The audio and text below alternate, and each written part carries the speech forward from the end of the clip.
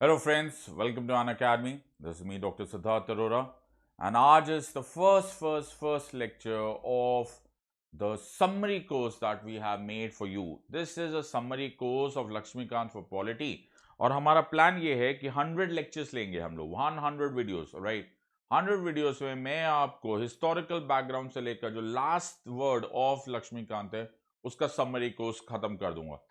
इस कोर्स को करने के बाद मुझे नहीं लगता आपको लक्ष्मीकांत पढ़ने की जरूरत पड़ेगी. Awesome book, no doubt about it. Specialist civil services exam के लिए बनी है. सब लोग पढ़ते हैं. अबाउट 30% ऑफ तुम्हारा prelims with regards of polity इससे सेटल हो जाएगा. 30% के अप्रोक्सीमेटली आ ही जाते हैं डायरेक्टली और इनडायरेक्टली फ्रॉम लक्ष्मीकांत.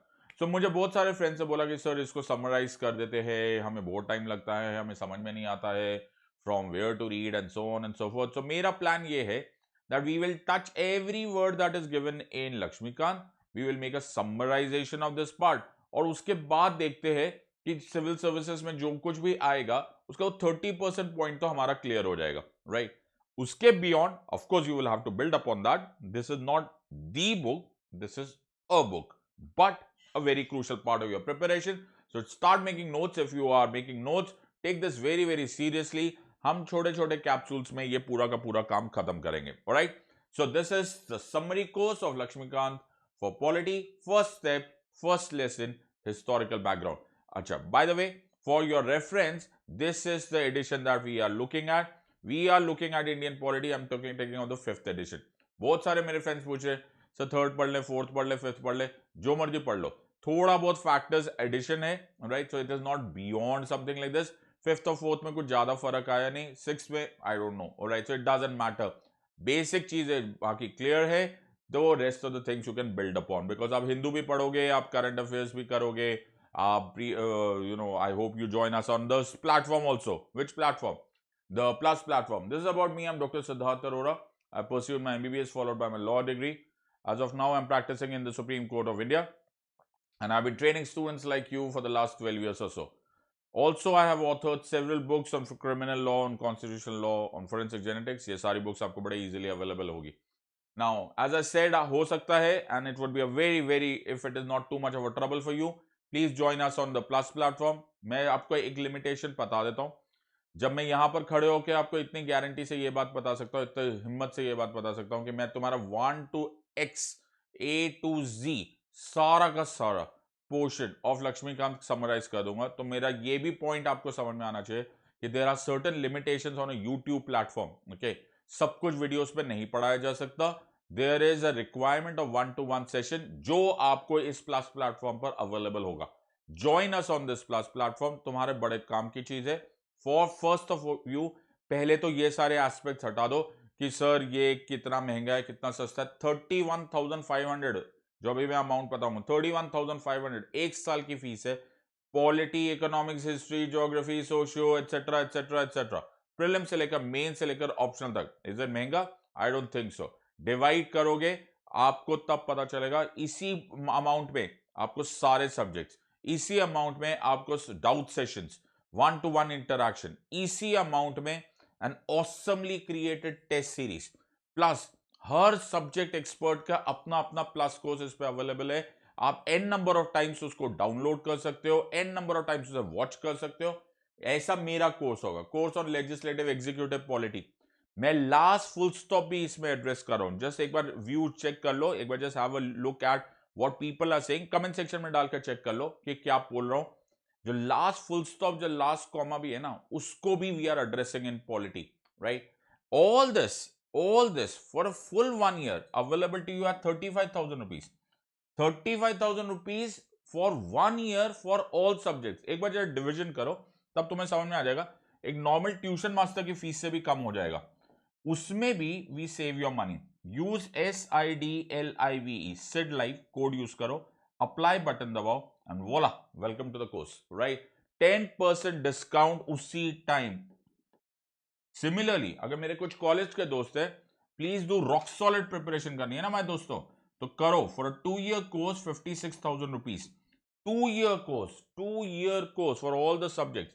उसमें यूज करो code same SIDLIV Sid live, press apply button, 50,400. 10% discount immediately. अपना डिसीजन लो माय फ्रेंड्स, तुम्हारा समय है, तुम्हारा करियर है, तुम्हारी इंपॉर्टेंस है। There are many wrong people, absolute negative people running amok, running uncontrolled on internet, right? जो आपको नेगेटिव कमेंट्स डालेंगे, ये पैसा कमा रहे, ये कमा रहे हैं। Commerce is a reality of my life my friend. Narayan की नारायणी है money, right? Money however should be reasonably and powerfully and efficiently spent, okay? जो ये नेगेटिव डूअर्स है ना, ये सिर्फ ट्रोलर्स है, इनका कोई फायदा नहीं है। Ignore them, take your decision. अगर आपको लगता है this is economical, it is effective, powerful, come and join us on Plus platform. You won't repent. Okay. Should we start the history right now? Let's start the history. Now, जब मैं पढ़ाऊंगा तो ये मेरा स्टाइल होगा, okay? जब मैं पढ़ाऊंगा तो मेरे स्टाइल से पढ़ोगे तुम, right? And the point here is कि this is going to ensure कि तुम हिस्ट्री पढ़ो जिस तरह से पढ़नी चाहिए। पहली बात जो मुझे डाउटफुल लगता है, आई एम स्टार्टिंग एग्जैक्टली, तो तुम्हारे पास लक्ष्मीकांत की बुक है, खोलना स्टार्ट कर दो। Page number 1, start with the historical background, वहीं से स्टार्ट कर रहा हूं। So I am not taking any of this, मैं कोई भी वर्ड एक्स्ट्रा नहीं यूज कर रहा हूं। I am using the words exactly as given in this book called as Laxmikanth for polity. Now first thing, इसमें मुझे हमेशा डाउटफुल होता है, मुझे हमेशा यही लगता है, मुझे पहला सवाल तुमसे यही पूछना है, ये तो एक लक्ष्मीकांत फॉर पॉलिटी है ना, तो इसमें पहला लेसन हिस्ट्री क्यों है? Why am I teaching the history of the Constitution? Why is a polity person being asked to teach the history of the Constitution of India या historical background of polity? ऐसा क्यों पूछ रहे? ये spectrum की book में भी तो है, ओके? ये हिस्ट्री में भी तो है, तो why are we teaching this as a separate portion, right? हमें वो क्यों करना पड़ रहा है? बिकॉज इसका एक रीजन है, और इसका आंसर तुम 15 मिनट बाद खुद देना, ओके? मैं नहीं पूछूंगा, तुम खुद ही चिल्ला देना, ओके? वहीं से मुझे सुनाई दे जाएगा, ऑलराइट? जोर से चिल्लाना। Now the first stage is keep looking at the board, okay, and keep looking at the board and keep looking at the book. Combine it, okay? Year 1600, somebody came to India. East India Company came to India as traders. Step number 1. वो traders के form में आए। जब वो traders के form में आए तो वो एक exclusive license लेकर आए। Exclusive license मतलब सिर्फ the East India Company was given this charter. What is charter? The charter was to license to trade. ये दिया था उनके किंग और क्वीन ने, hence called as a royal charter. Point number 1, it was East India Company which was given this exclusive charter, hence called as monopoly. Okay, ये word ये लिख लेना. So East India Company enjoyed a monopoly in India to trade in India. जब East India Company came to India, so it was India at that time had a substantial fraction of, इसको कहानी की तरह सोचो, okay? Transport yourself on that time. रटने की कोशिश मत करो. Now, so East India Company, when it came to India, India at that time was सोने की चिड़िया and so on and so forth, okay? It was a very rich country. It had a substantial fraction in the GDP of the world. At that time, the East India Company started trading. जैसे जैसे East India Company started trading, they started becoming rich. They gradually got more and more of political and military muscle, and then they had the huge day. 1764, the Battle of Buxar took place. Said the Battle of Buxar changed the fortunes for East India Company drastically. By 1765, they got the Diwani rights over 3 areas: Bengal, Orissa, and Bihar. अपनी book देखते रहो, okay? The Bengal, Orissa, and Bihar areas में the East India Company got the Diwani rights. By Diwani rights क्या होता है? These are the civil revenue and the tax collection rights. Civil revenue और the tax collection rights जब बंगाल ओडिशा बिहार के लिया, जो already इतने रिच कंट्री के इतने रिच पार्ट्स थे, तो east India Company was bound to become very very rich. तो in rich they became very rich. हो क्या गया? ईस्ट इंडिया कंपनी रिच होने के बजाय ईस्ट इंडिया कंपनी के ऑफिसर्स रिच हो गए. The idea, I hope you are understanding, was gross mismanagement of funds, corruption etcetera, and instead of the company becoming rich, जो उनके ऑफिसर्स थे, they started becoming rich. Some of them became the richest people in the world. Okay, instead of the company starting to pay dividends, the company went into a huge debt, huge debt.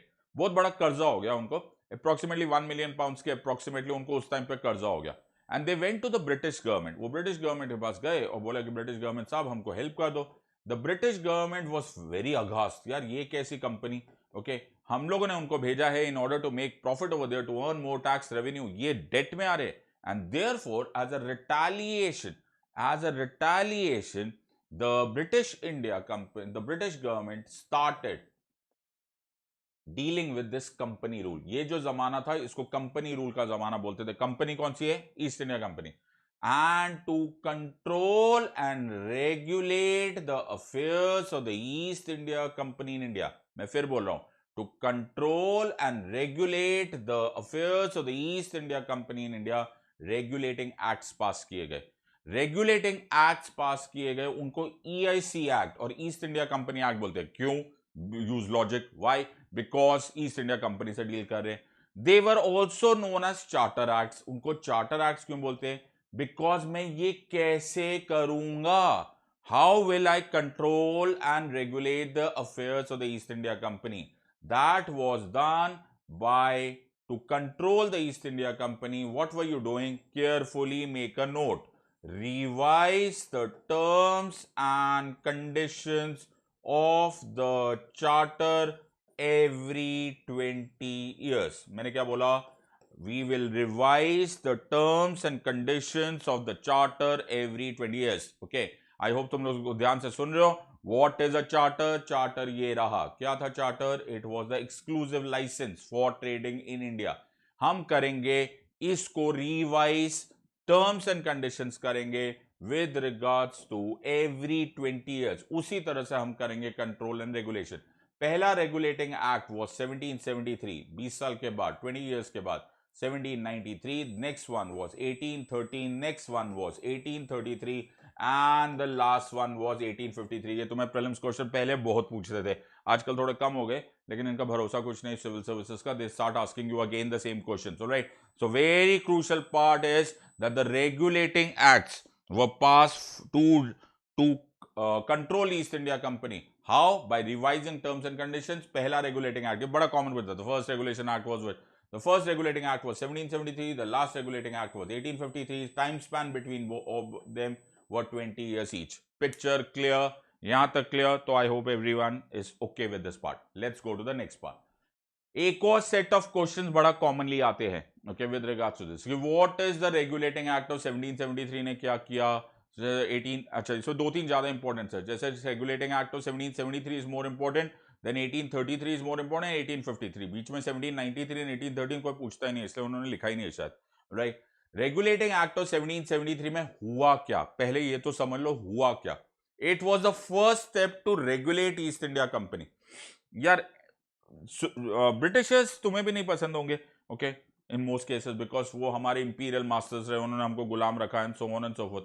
लेकिन जो crucial element जो आपको पता होने वाली बात है, and that is a very important part, कि most of India's administrative structure जो आज भी है, we have adopted from Britishers. तो ब्रिटिशर्स ने हमें बहुत सारी चीजें सिखाई, उनमें से कुछ चीजें ये थी. Okay, the first one was how will we control east India company. यार कैसे कंट्रोल करने वाले हो ईस्ट इंडिया कंपनी? तुम वहां बैठे हो, हम यहां बैठे, होने वाले कैसे हो? We created what is called as, first step was creating an answerability. हमने स्टार्ट किया, हम मतलब मैं बार बार हम बोल रहा हूं, हम इंडियंस की बात नहीं कर रहा हूं मैं. We are looking at Britishers. तो मैं थोड़ी देर के लिए ब्रिटिशर्स की तरह बिहेव कर रहा हूं. So I am the British government, okay, तो इसलिए मैं आई बोल रहा हूं. So now the checks and balances का प्रोसेस स्टार्ट हुआ. चेक्स एंड बैलेंसेस कैसे होगा? चेक्स एंड बैलेंसेस तब होगा जब ईस्ट इंडिया कंपनी हर पेनी का जवाब देगी, हर डॉलर का, हर रुपी का जवाब देगा. Okay, in other words, that first step to regulate east India company कि भाई तुम्हें एक आंसरिंग अथॉरिटी बनानी पड़ेगी. उस आंसरिंग अथॉरिटी को नाम दे दिया गया कोर्ट ऑफ डायरेक्टर्स. तो ईस्ट इंडिया कंपनी को बोला, first you will appoint a court of directors who will answer to our questions, okay, who will be answerable to us. फिर एक और प्रॉब्लम हो गई, the first step to centralize. Centralize क्या? Centralize उस time का इंडिया ना my friends had mainly 3 zones of power. 3 zones of power were Bombay, Madras and Bengal. Right? हर एक का अपना अपना गवर्नर था, हर एक के अपने अपने एग्जीक्यूटिव एंड लेजिस्लेटिव पावर्स थे. इसकी भी एग्जीक्यूटिव एंड लेजिस्लेटिव पावर, इनकी भी executive and legislative power, and all of them were independent. ये बुक में देखते रहो, okay, it were independent. Now by the regulating act of, ध्यान से सुनो मेरी बात, by the regulating act of 1773, the legislative powers of governor of Bombay and governor of Madras started, मैंने नहीं बोला ended, मैंने बोला started, was started to be given to the governor of Bengal, यानी कि the governor of Bengal started getting more and more legislative powers, यानी कि we started doing centralisation of governance in India. इसीलिए the governor of Bengal became, instead of governor became governor general of Bengal.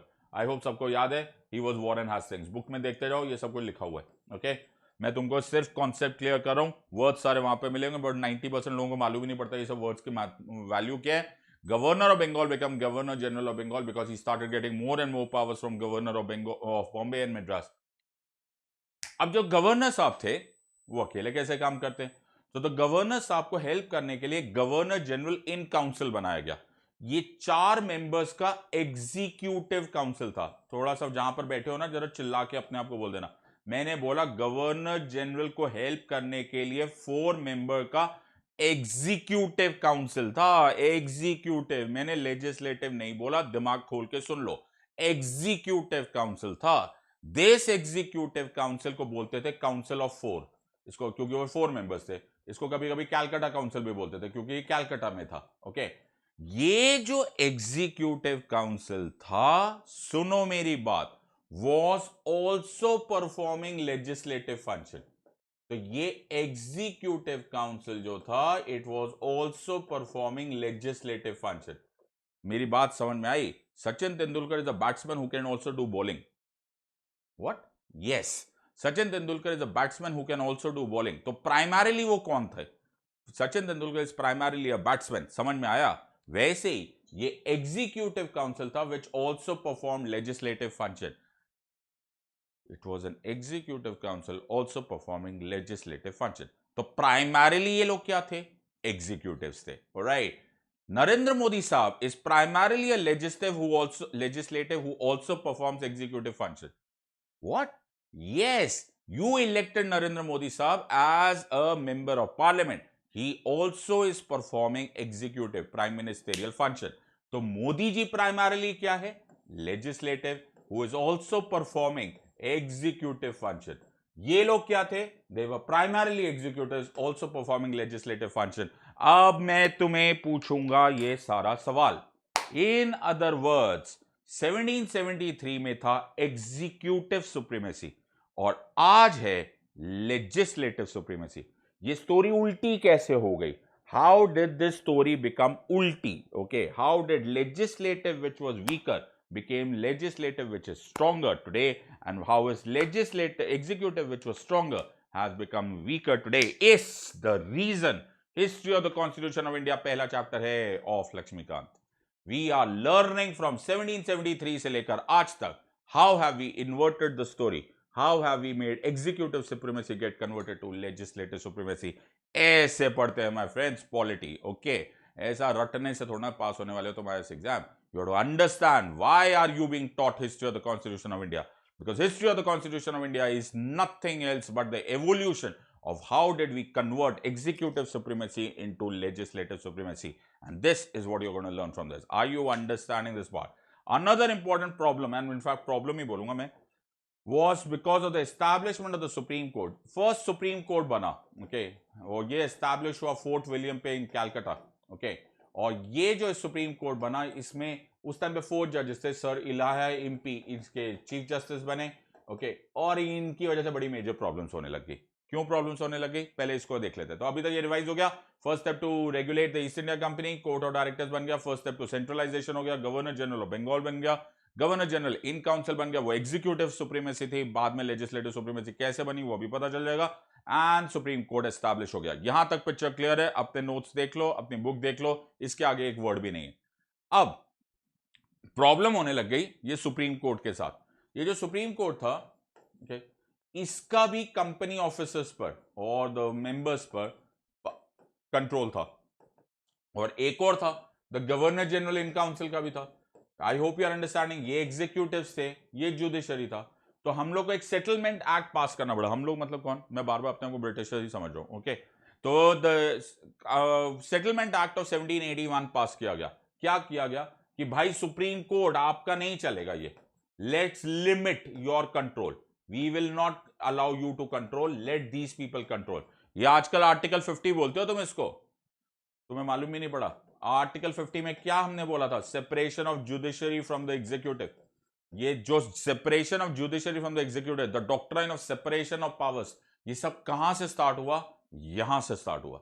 Are you understanding? इसको बोलते हैं connection, इसको बोलते हैं matrix formation. तब तुम्हारी पिक्चर समझ में आती है। फिर उस टाइम पर ना प्रॉब्लम ये थी, अगर तुम थोड़ा सा दिमाग लगाओ, या तुम ईस्ट इंडिया कंपनी हो, योर ईस्ट इंडिया कंपनी, तुम 1600 में आए, 1773 का टाइम चल रहा है, 173 ईयर्स हो गए। ओके, किसने मेहनत की इंडिया को बनाने, इंडिया में रूल बनाने की? East India Company. और तुम आए जी वहां से घूमते हुए ब्रिटिश गवर्नमेंट, एंड तुम you're starting passing regulating acts. तो east India Company did not cooperate, and therefore regulating act of 1773 was not that successful, because East India Company cooperate ही नहीं कर रही थी। तो हमने बोला कोई बात नहीं, मत करो cooperate. The prime minister of England at that time was Pitts the younger. इसको पिट्स द यंगर बोलते थे। ओके, पिट्स द यंगर इसलिए बोलते थे बिकॉज उनके father was also the prime minister. तो समझ में आ जाएगा कि कौन यंगर है कौन ओल्डर है। ओके, सो पिट्स द यंगर ने एक एक्ट पास किया, उसको बोला the Pitt's India act of 1784। ये बड़ा डेंजरस एक्ट था। ऑलराइट, उसने पिट्स इंडिया एक्ट दिखाना चाहता था who is the boss. Okay, so the British government ने डिसाइड किया, द फर्स्ट वर्ड उन्होंने वर्ड यूज किया ब्रिटिश पोजेशन। एक बहुत अच्छा वर्ड हुआ। उन्होंने बोला कि ईस्ट इंडिया कंपनी की जितनी भी टेरिटरीज है वो एक्चुअली ब्रिटिश गवर्नमेंट की पोजेशन है। राइट, दूसरा, इन्होंने ईस्ट इंडिया कंपनी पावर्स को बीच में से स्प्लिट कर दिया। Right, and they created what is called as double government. अब क्या बोला? All commercial decisions will be taken by the court of directors, and all the political, military, administrative decisions will be taken by board of control, which in turn will be appointed by the British government. Are you understanding? तो ये अपने आप में बड़ा weakening effect था। So the double government होते ही ऐसे ही ईस्ट इंडिया कंपनी की पावर्स बड़ी काफी हद तक लिमिट हो गई to the commercial decision instead of the administrative decision. And then came, अच्छा अब जंप किया, 1773 के बाद 1793 था, 1813 था। ये सब तुम्हारे लक्ष्मीकांत में दिया हुआ नहीं है, and we are not interested, बहुत ज्यादा पूछते भी नहीं है frankly speaking. Although very surprisingly I should say this, 2019 में पूछ लिया था 1813 का। Okay, so we'll do that at a later stage some time, but right now let's look at charter act. Can I ask you one thing? अगर तुम लोग थोड़ा बहुत रिवाइज कर रहे हो तो, मैंने तुम्हें अभी अभी रेगुलेटिंग एक्ट ऑफ 1773 बोला, तो मैंने बोला था लेजिस्लेटिव पावर्स यहां से और सब जगह से was now given to the Governor General of Bengal, not now given, was started to be given. मैंने बोला started to be given। जब सारे के सारे पावर्स वर गिवन, तो इन लेजिस्लेटिव पावर्स को जीरो कर दिया गया। Okay, all the powers were taken away and given to the governor general of Bengal, and instead of governor general of Bengal he became the governor general of India. One man show हो गया। Okay, it was a one man show. I hope सबको मालूम है William Bentinck was the first one. So the governor general of India बन गया, hence called as final step of centralization of governance in India. क्या बोलते हैं इसको? Final step of centralization of governance in India. बड़ा मजा आ रहा है तुमको, सेंट्रलाइजेशन हो रहा है, डिसेंट्रलाइजेशन हो रहा है, इससे हो क्या रहा है? Why are we studying all this? मजा क्या आ रहा है? Why are you doing centralization? British government is doing centralization. Why? Because उनको चाहिए थी वर्चस्व, उनको चाहिए था कंट्रोल। They wanted to control India. आज क्या हो तुम्हारे पास? आज तुम्हारे पास डिसेंट्रलाइजेशन है। व्हाई? बिकॉज चीफ मिनिस्टर साहब भी अपना डिसीजन लेते हैं। Okay, all the states have been given union list, state list, concurrent list, executive and legislative. लेकिन ब्रिटिशर्स को क्या चाहिए था? Britishers wanted control. So centralisation को एक और वर्ड बोलो। Centralisation my friends is nothing else but colonisation. तो वेलकम माय फ्रेंड्स, तुम हो गए colony by the Charter Act of 1833 और the regulating act of 1833। Britishers का संपूर्ण कंट्रोल आ गया था, वर्चस्व था। Okay, now everything was happening from Bengal. The governor general of India one man show था, इसीलिए बताया जा रहा है। तो ये जो सेंट्रलाइजेशन चल रही है, क्या हो रही है? The political and legal control over India was complete by the regulating act of 1833। Loss को अब एक्ट्स बोलने लग गए। लॉस को एक्ट्स बोलने लगे मतलब पहले इनको रेगुलेशंस बोलते थे। It was primarily executive, right? Now it had got legislative sanction, hence they were called as acts. The east India company को प्योरली एडमिनिस्ट्रेटिव बॉडी बना दिया गया। तो ऐसे वर्ड यूज किया गया। बोला क्या गया कि ईस्ट इंडिया कंपनी की जितनी टेरिटरीज है ना, वो सारी के सारी east India company is holding in trust. In trust, ये हमारी है, हमारी मतलब ब्रिटिश गवर्नमेंट की है, but east India company is holding it in trust. ये था रेगुलेटिंग एक्ट ऑफ 1833। एक बड़ा इंटरेस्टिंग कंपोनेंट था। Okay, now this next this the Regulating Act of 1853. Now it was called as Last Charter Act. अब पहले इसको Last Charter Act बनाया क्यों? Okay, can I have this entire thing part? पहले इसको Last Regulating Act बनाया क्यों? ऐसा क्या हुआ? बेटा एक बड़ा मेजर प्रॉब्लम था, ब्रिटिशर्स वहां से लॉ पास करते थे और सोचते थे ईस्ट इंडिया कंपनी कंट्रोल होगी. ईस्ट इंडिया कंपनी कंट्रोल ही नहीं हो रही थी, ईस्ट इंडिया कंपनी डिस्ट्रॉय नहीं हो रही थी. You know why? Because of these covenanted civil services. तुम लोगों की वजह से. हाँ, तुम लोग, क्योंकि तुम लोग नेक्स्ट ईयर IAS ऑफिसर्स बन रहे हो. उन दिनों there were two types of civil services. One was called as lower civil services, the other one was called as higher civil services. Higher civil services को कोवेनेंटेड सिविल सर्विसेज बोलते थे. And ये covenanted services की कोई open examination नहीं होती थी. तो जो एग्जाम तुम अब तैयारी करो वैसी एग्जाम नहीं होती थी. There was a Haileybury patronage system. Haileybury's नाम का एक कॉलेज था जहां सिविल सर्विसेज कॉलेज था. तुम उस कॉलेज में एडमिशन लो, तुम ग्रेजुएट हो जाओ, you will become a covenanted civil servant. लेकिन दुख ये था that was not available to Indians because there was not available to open examination. तो तुम्हें हैलेबरीज कॉलेज में अगर एडमिशन लेना है तो तुमको कोर्ट ऑफ डायरेक्टर्स से स्पॉन्सरशिप लेनी पड़ती थी. और court of directors east India company का था. और ईस्ट इंडिया कंपनी के लिए therefore bureaucracy was very very loyal. And therefore British government जब से काम चल रहा था वो लॉ पे लॉ पास कर रहे थे. ईस्ट इंडिया कंपनी डिस्ट्रॉय नहीं हो रही थी बिकॉज ब्यूरोक्रेसी उसे डिस्ट्रॉय नहीं होने दे रही थी. Okay, and therefore the act of 1853 ने एक इंपॉर्टेंट स्टेप लिया, that they made covenanted civil services as an open examination. जो मैं इंपॉर्टेंट बात बता रहा हूं वो बहुत इंपॉर्टेंट चक्कर है, वो याद रखना. It was the Act of 1833. Book में देख लेना. When the first time such a proposal was made. The proposal was made by 1833. But इतना solid opposition था from the East India Company and the Court of Directors कि it was finally implemented by the Act of 1853. तो first time it was open. Lord Macaulay की committee थी. Keep looking at the book, तुम्हारे पास ये सारी चीजें. तो लॉर्ड मैकॉले के रिकमेंडेशंस के बेसिस पे we first time open the covenanted civil services. Covenanted, higher one, not the lower one. Covenanted civil services for the Indians also. In fact, for everyone who could take this open examination. Act of 1853 को last charter act इसलिए बोला because उन्होंने एक separate legislative council भी बनाया. एक separate legislative council बनाया, उसको नाम दिया गया इंडियन सेंट्रल लेजिस्लेटिव काउंसिल. उसके मेंबर्स थे काउंसिलर्स और इनके पास करीब करीब वो सारे फंक्शंस और ड्यूटीज थे जो आजकल हमारे पार्लियामेंटेरियंस के लिए होती. उसको बोला गया मिनी पार्लियामेंट. एक इंपॉर्टेंट बड़ा स्टेप लिया. ब्रिटिश पार्लियामेंट ने बोला that we are giving an indefinite extension to East India Company. They can keep holding our properties in trust.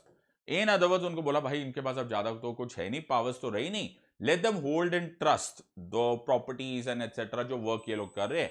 In other words, there was an indefinite license given to East India Company. तो why is Last Charter Act बोला जाता है? Because there was no further need. ऐसा कोई need रहा नहीं था to control the east India company. And last charter act हो गया. अब किसको मालूम था कि वक्त करवट ले रहा है? Who knew the destiny? Because 1853 में तुमने दिया last charter act, indefinite licence to east India company. And the first 4 साल के बाद the first war of independence हो गया. Okay, this is popularly called as, इसको वो लोग, हम लोग फर्स्ट वॉर ऑफ इंडिपेंडेंस बोलते हैं, वो लोग इसको म्यूटिनी बोलते हैं. The Sepoy Mutiny, they called it the revolt, they called it Bagawat, whatever you call that. And first war of independence brought England inches away from losing India. Inches. उनके लिए India बड़ा जरूरी था. We were the cash cows for them. हम लोग उनको पैसा देने वाले थे, तभी वो लोग वॉर फुटिंग पे, वो लोग they wanted to become imperial master. So ये जब उनको झटका लगा, इसमें बहुत सारे रीजन है. लॉर्ड डलहौजी का doctrine of lapse etcetera, the P-53 Enfield rifle and Mangal Pandey incident, etc. But not necessarily. इसका बहुत important part था that the government system of England was not functioning properly. तो उन्होंने एक act pass किया, and that act was the Government of India Act 1858. The Government of India Act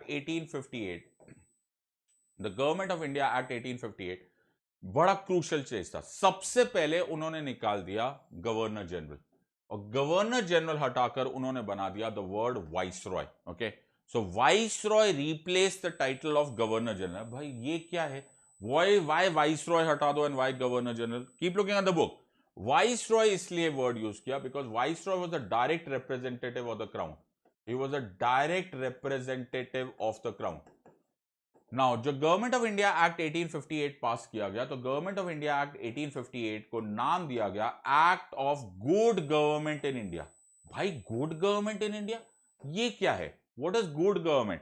Britishers ऐसे बच्चों वाली बातें थोड़ा ना कर देंगे कि good government in India. Good government का मतलब तो ऐसा होता है कि अगर ये गुड गवर्नमेंट है तो इसका ऑटोमेटिक मतलब इससे पहले बैड गवर्नमेंट है. नो, ऐसा नहीं था. ये गुड गवर्नमेंट क्या थी? It was a responsible government.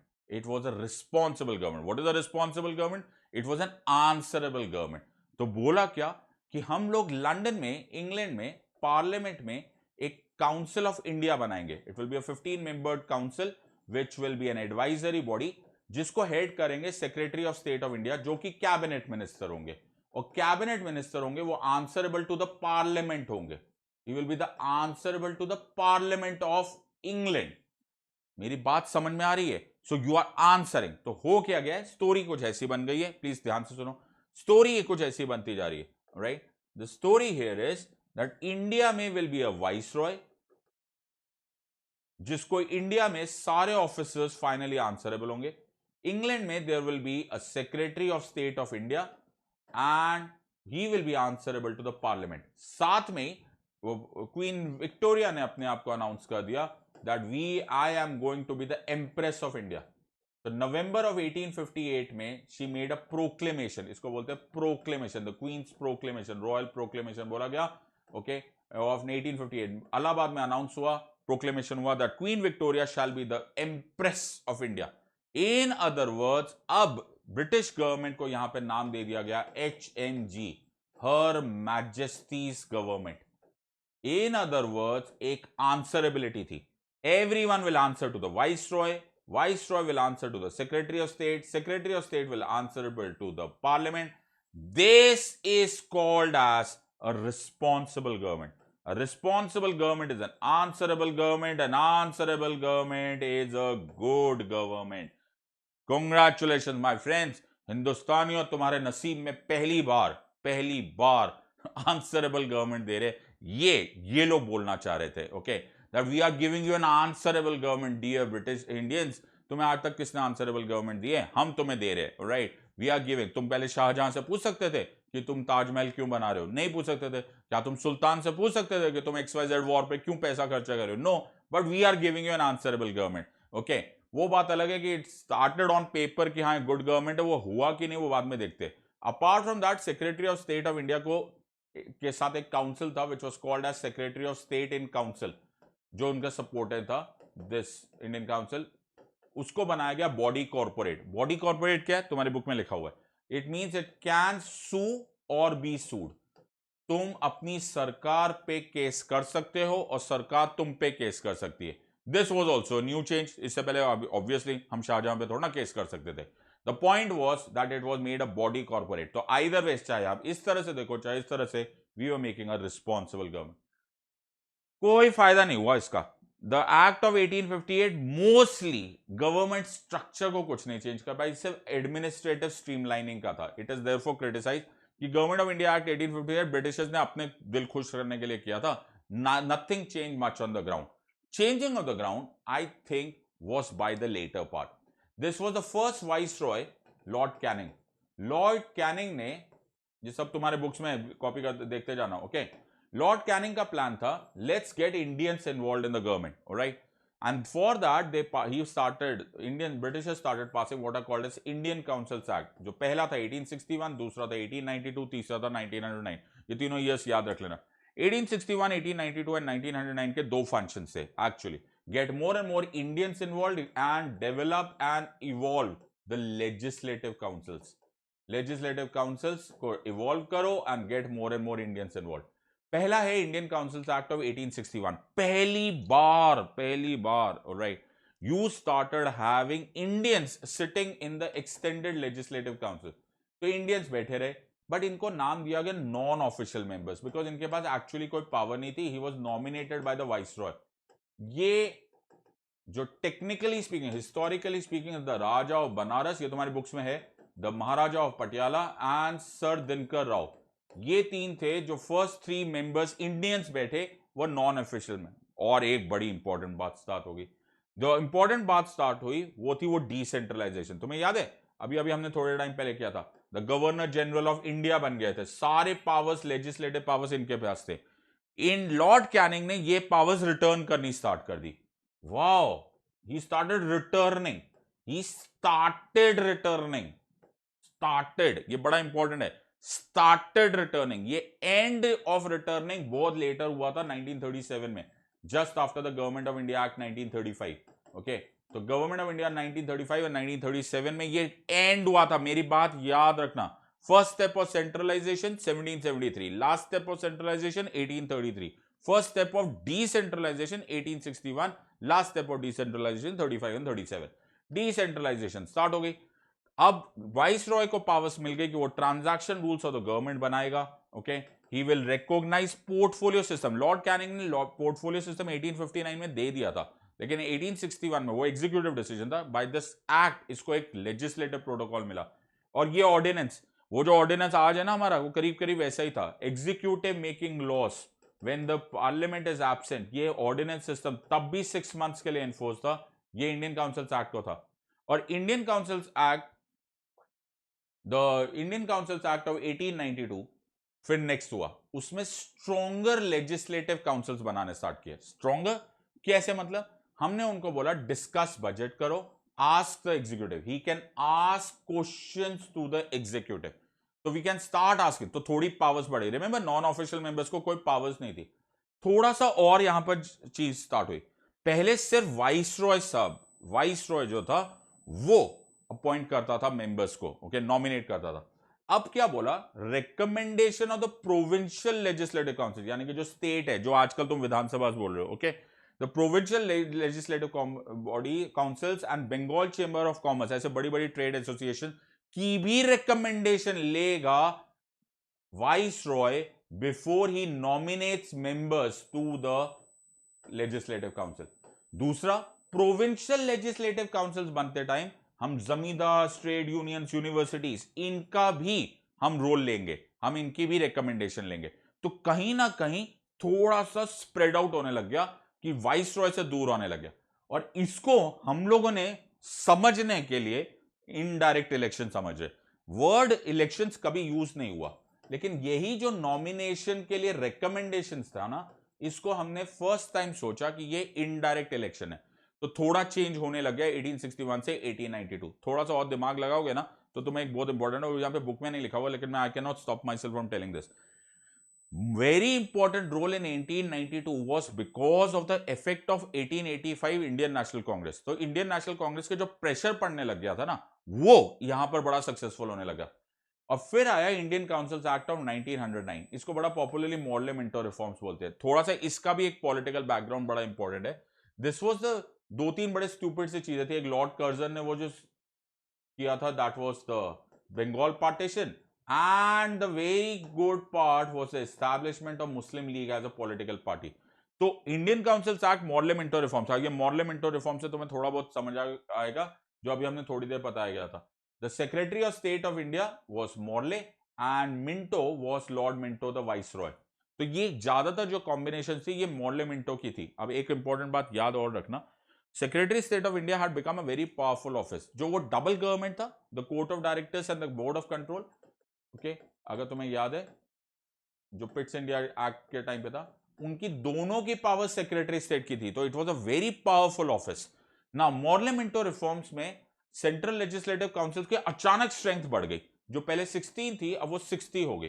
Practically speaking, in fact provincial legislative council के हुए, बट उसका भी नंबर्स थोड़े से वेरिएबल थे, किसी में ज्यादा किसी में कम।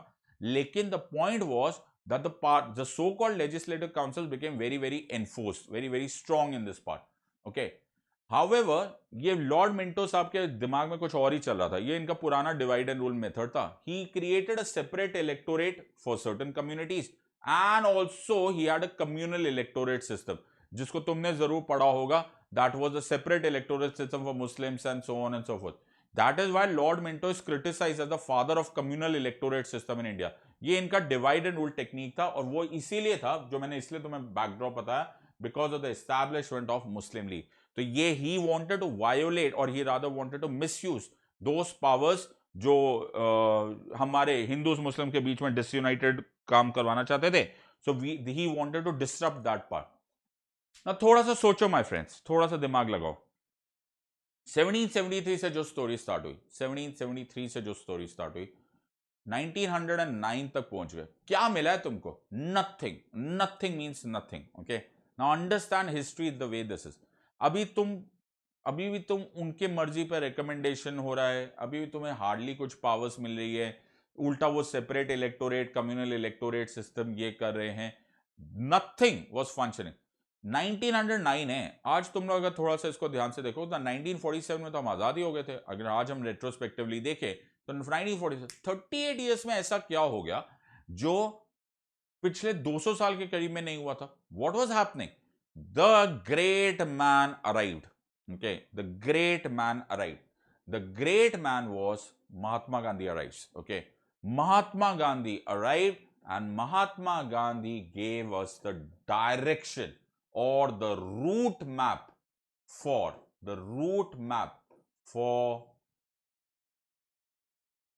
the independent structure.